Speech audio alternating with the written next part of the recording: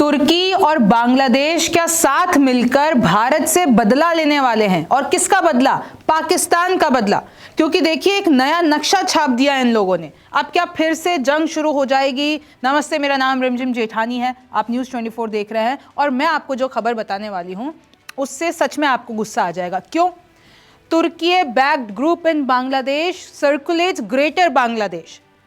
अब बांग्लादेश में ही ग्रेटर बांग्लादेश की मांग खड़ी हो गई है। बांग्लादेश हमारा पड़ोसी मुल्क, और देखिए कैसे एक पाकिस्तान, एक बांग्लादेश कैसे पड़ोसी मुल्कों से इस तरीके की भारत के लिए जो खतरे की घंटी है ना, वो सुनाई दे रही है।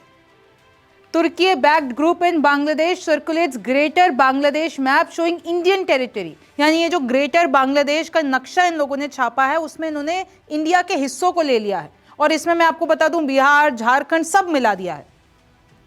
तुर्की का, क्योंकि आपको पता है पाकिस्तान का बेस्ट फ्रेंड है तुर्की। अब तुर्की और उधर के राष्ट्रपति एर्दोगन वो क्या कर रहे हैं कि बांग्लादेश में अपना इन्फ्लुएंस बढ़ा रहे हैं। अब बांग्लादेश, देखिए पाकिस्तान में तो इन्फ्लुएंस है ही ऑब्वियसली, अब बांग्लादेश में भी बढ़ा रहे हैं। अब क्या हो रहा है कि एक Turkish NGO backed Islamic group है बांग्लादेश में, उसका नाम है सल्तनत बांग्ला। इन लोगों ने एक ढाका में यूनिवर्सिटी है, वहाँ पर वो अपना मूवमेंट आगे बढ़ा रहे हैं और उन्होंने मांग उठा दी है ग्रेटर बांग्लादेश। अब इसमें इन्होंने भारत और म्यांमार के कुछ हिस्सों को बता दिया है कि भाई ग्रेटर बांग्लादेश का नक्शा होगा कि हम भारत से कुछ हिस्से ले लेंगे, म्यांमार से कुछ हिस्से ले लेंगे। टर्किश मिलिट्री की इंगेजमेंट और एनजीओ एक्टिविटी अब बांग्लादेश में बढ़ने लगी है। खतरे की घंटी है कि ये लोग क्या प्लान कर रहे हैं और भारत के खिलाफ ये लोग क्या प्लान कर रहे हैं। क्या पाकिस्तान का बदला लेना चाहते हैं? क्या पाकिस्तान, तुर्की, बांग्लादेश मिलके एक साथ कुछ नया प्लान बना रहे हैं? क्योंकि इतना ज़्यादा जो हमारा पड़ोसी मुल्क है बांग्लादेश, उसमें एक्टिविटी बढ़ गई है। कुछ डिटेल्स देती हूँ। ग्रेटर बांग्लादेश का इन लोगों ने नक्शा छापा और इसमें कौन कौन सी स्टेट्स और चीज़ें ले ली। म्यांमार, अराकन स्टेट ले लिया, बिहार, झारखंड, उड़ीसा और जितना भी हमारा नॉर्थ ईस्ट रीजन है वो सब उसमें मिला दिया और बोला कि ये अब ग्रेटर बांग्लादेश बनेगा, ये हमारी मांग है और अब हम इनके लिए लड़ेंगे। सोचिए किस तरीके की प्लानिंग चल रही है। यूनिवर्सिटी हॉल्स अक्रॉस ढाका में पूरी यूनिवर्सिटी में ये छापे गए हैं पोस्टर्स। अब यूथ और बच्चों को वहाँ पर भड़काया जा रहा है। आपको पता है ना, वहाँ पे ऑलरेडी ये यूथ को भड़काने के बाद कैसे हसीना की सरकार का तख्ता पलट कर दिया था। वहाँ पर आपको पता है हिंदुओं के साथ क्या हुआ। अब इन्होंने पूरा एनेक्स करने की, यानी पहले भी आपको पता है कि वहाँ के जो अभी मुखिया हैं यूनुस, वो पहले भी बात कर चुके हैं कि भाई भारत का नॉर्थ ईस्ट वाला पूरा इलाका मैं बांग्लादेश में मिला दूंगा। टॉफ़ी है जो तुम मांगोगे और तुमको मिल जाएगी। Mohammad Yunus led government came to power in Dhaka last year और Turkey has stepped up its engagement through military supplies. अब उसने मिलिट्री सप्लाईज जारी कर दिए। कल को फिर ये तो सवाल उठेंगे ना कि अभी पाकिस्तान और भारत के बीच में तनाव हुआ है, कहीं भारत और बांग्लादेश के बीच में नहीं हो जाए और फिर हमारा जो नॉर्थ ईस्ट का रीजन है वो खतरे में आ जाता है, उसके ऊपर चीन बैठा है। तो इस तरीके की चीज़ें बहुत मुश्किल में डाल रही है और ये इसको मॉनिटर करने की ज़रूरत है।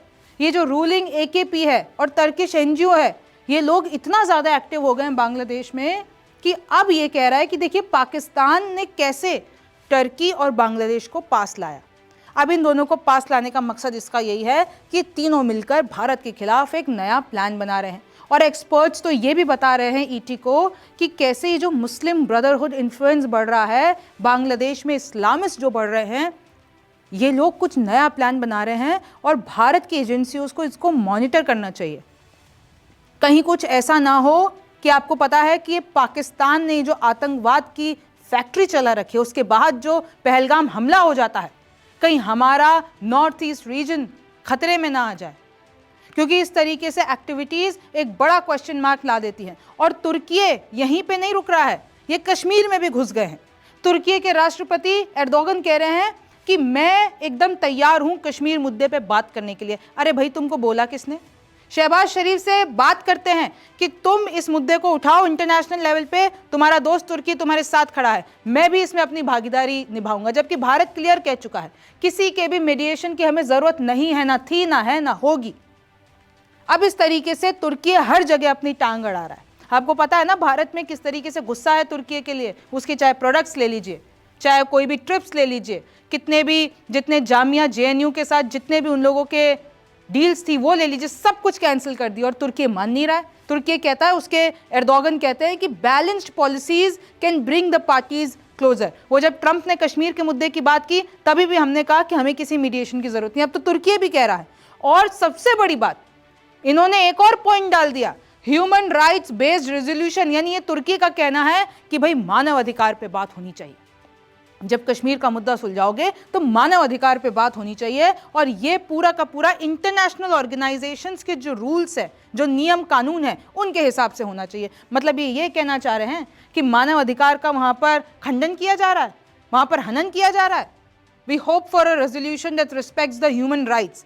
ये कह रहे हैं कि हमें ऐसा रेजोल्यूशन चाहिए जो ह्यूमन राइट्स को प्रोटेक्ट करे और कैसे कंस्ट्रक्टिव एंगेजमेंट हो इंटरनेशनल बॉडीज के साथ। और देखिए, इसकी पूरी तरीके से ऑब्वियसली भारत में निंदा ही है ना। हमें कश्मीर के मुद्दे पे मीडिएशन की जरूरत थी और ये बार बार ये कह रहे हैं। पब्लिक रिमार्क्स बता दिए हैं पहले भी, कोई पहली बार नहीं है जो उन्होंने किया है।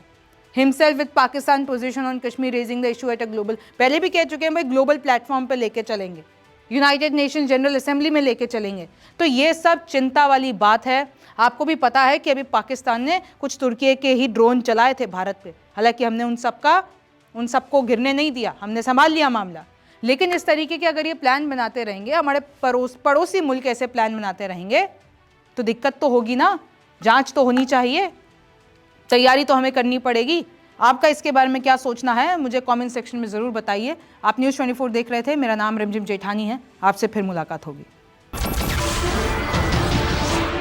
नमस्कार, मैं हूं मानक गुप्ता। अगर आपको हमारा ये वीडियो पसंद आया हो तो इसे लाइक और शेयर जरूर करें। और हाँ, हमें सब्सक्राइब और फॉलो करना ना भूलें ताकि आप देश और दुनिया की कोई खबर मिस ना करें। तो जुड़े रहिए हमारे साथ और देखते रहिए न्यूज़ 24।